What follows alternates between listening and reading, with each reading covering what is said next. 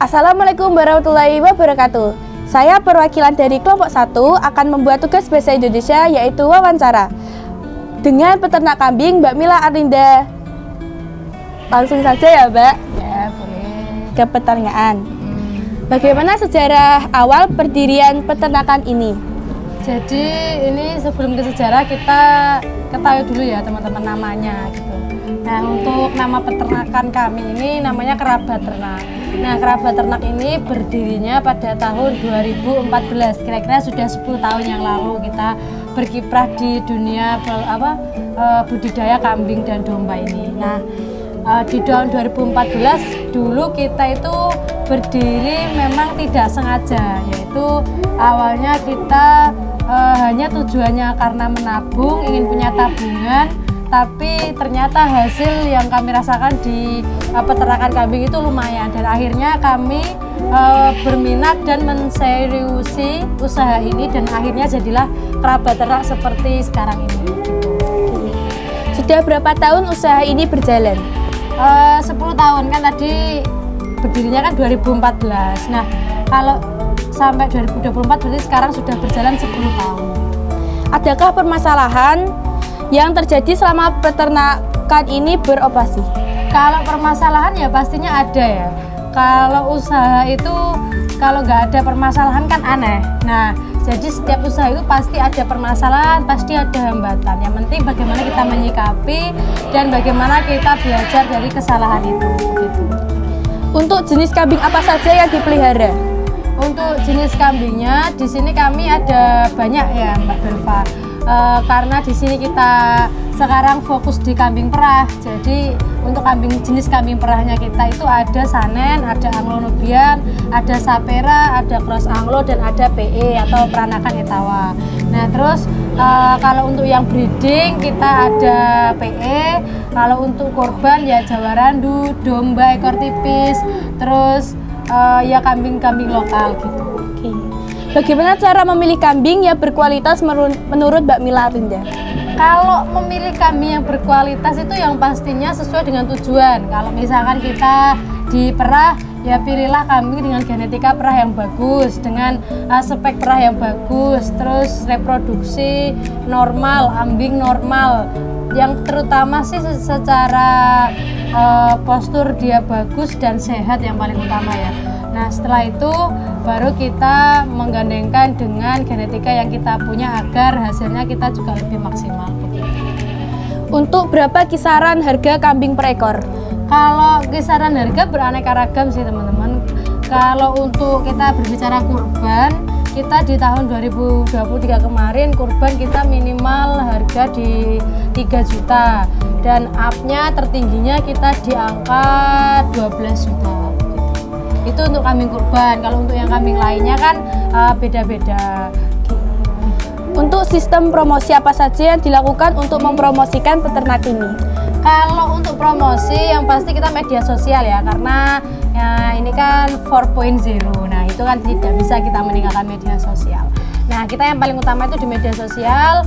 Jadi pertama untuk promosi produk-produk kita, yang kedua memang untuk promosi farm kita, branding, entah itu branding secara di lokal Tuban ataupun di Indonesia, secara nasional lah di Indonesia. Nah efeknya itu kita punya banyak temennya itu nggak hanya di Tuban aja teman-teman. Jadi temennya kita, relasinya kita itu ada di beberapa daerah di Indonesia. Dan alhamdulillah ternyata media sosial itu membawa keberkahan lah buat kerabat. Berapa perkiraan data penjualan kambing per tahun? Kalau di tahun 2023 itu kemarin kita, kali ini kurban aja ya, secara garis besarnya aja. Kalau di tahun 2023 itu kita berhasil menjual di angka 190-an ekor. Bagaimana ketersediaan suplai tenaga kerja? Kalau tenaga kerja kami di sini 1 orang untuk jaga kandang, yang 1 orang memang untuk manajemen pakan, entah pakan, entah pemerahan, entah perawatan dan lain sebagainya. Yang 1 itu untuk jaga aja. Jadi tenaga kerja kami 2. Apakah di peternakan ini hanya menjual kambing? Tidak. Jadi di peternakan kita ini selain kambing, hasil utamanya yaitu susu karena kita bergerak di dalam bidang perah, kambing perah ya teman-teman. Jadi kita ada susu, ada anakan, ada kambing yang siap potong, ada kambing indukan atau untuk breeding dan masih banyak lagi. Terutama ya ini kita lagi sedang merintis usaha peternakan, pengembangan usaha peternakan di bidang sapronak atau sarana produksi peternakan terkait pakan, obat-obatan dan alat-alat produksi lainnya. Apa saja yang Mbak lakukan selaku pemilik usaha untuk mengurangi limbah kotoran ternak agar tidak merusak lingkungan sekitar? Kalau untuk limbah ternak, insya Allah tidak akan merusak lingkungan ya. Yang penting kita bagaimana kita memanfaatkan itu. Nah kalau di sini di peternakan kami di kerabat ternak itu limbahnya kami olah menjadi pupuk kompos, menjadi pupuk organik yang tapi kami gunakan lagi untuk lahan hijauan kita. Jadi dari peternakan ke lahan hijauan, nanti lahan hijauannya itu untuk pakan ternak. Jadi timbal balik begitu. Biasanya kotoran dari hewan ternak dibuang di mana? Tidak dibuang, diolah menjadi pupuk organik dan ditaruh di lahan hijauan makanan ternak. Untuk pakannya pakai apa saja ya Mbak? Kalau untuk pakan yang pasti hijauan karena habitat alaminya atau alamiahnya kambing itu kan makanya kan hijauan ya, rumput ataupun rambanan. Nah, namun kita ada tambahan pakan agar bisa memenuhi nutrisi harian dari kambing itu. Setiap harinya berapa kali Mbak Mila membersihkan kandang kambing ini? Kalau untuk membersihkan dalam arti sanitasi, membersihkan lingkungan, nyapu itu ya setiap hari. Tapi kalau untuk kotoran itu kita pengambilan kotorannya itu 6 bulan sekali baru diambil. Jadi skalanya skala besar. Jika ada hewan ternak yang jatuh sakit, apakah yang akan kakak lakukan untuk memberikan pertolongan? Kalau sakit yang pasti pertama kita identifikasi dulu sakitnya apa. Kalau memang bisa diobati dengan cara-cara yang alami, yang misalkan cekokkan obat-obat alami, kita pasti tangani sendiri.